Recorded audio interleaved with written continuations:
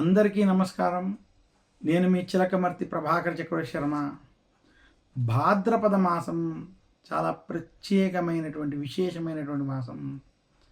భాద్రపద మాసం అందులోనూ పౌర్ణమి రోజు చంద్రుడు పూర్వభాద్ర లేదా ఉత్తరాభాద్ర నక్షత్రానికి దగ్గరగా ఉండడం చేత ఈ మాసమునకు ఆ పేరు వచ్చింది.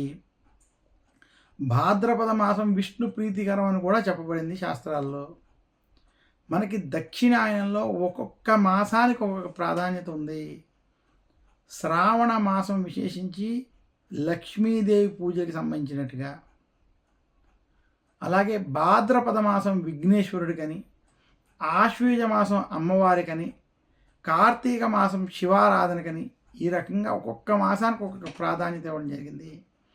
అయితే భాద్రపద మాసంలో శుక్లపక్షాలు విఘ్నేశ్వరుని ఆరాధనకి, కృష్ణపక్షాలు పితృదేవతలకి చేసేటువంటి ఆరాధనకి ప్రత్యేకంగా చెప్పబడింది. మనకి ఉత్తరాయణం దక్షిణాయనం. ఉత్తరాయణం దేవతలకి సంబంధించినటువంటిగా, దక్షిణాయనం విశేషించి పితృదేవతలకు సంబంధించినగా చెప్పబడింది.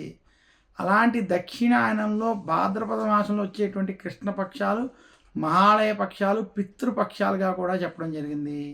అందుకనే భాద్రపద మాసం శుక్లపక్షాలు విఘ్నేశ్వరుడి పూజకి, అనంత పద్మనాభ వ్రతానికి, వామన అవతారానికి సంబంధించినటువంటి పూజలకి చాలా ప్రత్యేకమైనవి.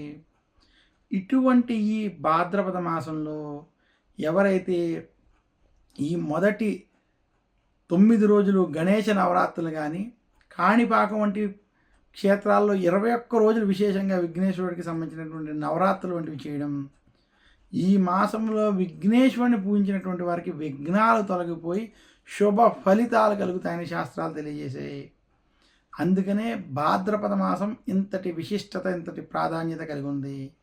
ఇంకా భాద్రపద మాసంలో కృష్ణపక్షంలో వచ్చేటువంటి ఈ 15 రోజుల్లో ఎవరైతే పితృదేవతలు గతించినటువంటి వారికి తర్పణాలు వదలడం, పిండ ప్రదానాలు వంటివి ఆచరిస్తారో వారికి పితృదోషాల నివృత్తి జరుగుతుందని శాస్త్రం తెలియజేస్తుంది. అందుకనే భాద్రపద మాసం పితృదోషాలు తొలగించుకోవడానికి, విఘ్నాలు తొలగించుకోవడానికి, అలాగే మనం అనుకున్న కోరికలు నెరవేర్చుకుని శుభ ఫలితాలు పొందడానికి ఉత్తమమైనటువంటి మాసం.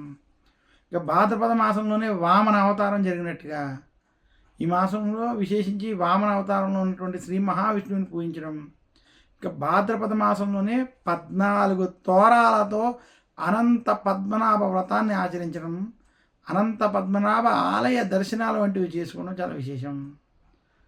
మరొక్కసారి అందరికీ భాద్రపద మాస శుభాకాంక్షలు తెలియజేస్తూ, శ్రీ మహావిష్ణువు యొక్క విఘ్నేశ్వరుని యొక్క అనుగ్రహం కలగాలి. అలాగే గతించినటువంటి పితృదేవతలకు మీరు చేసుకునేటువంటి కార్యాలన్నీ కూడా చాలా అనుకున్న విధంగా పూర్తవ్వాలని కూడా భగవంతుని ప్రార్థిస్తూ సెలవు తీసుకుంటాను. నమస్కారం. మీ చిలకమర్తి ప్రభాకర్ చక్రవర్తి శర్మ.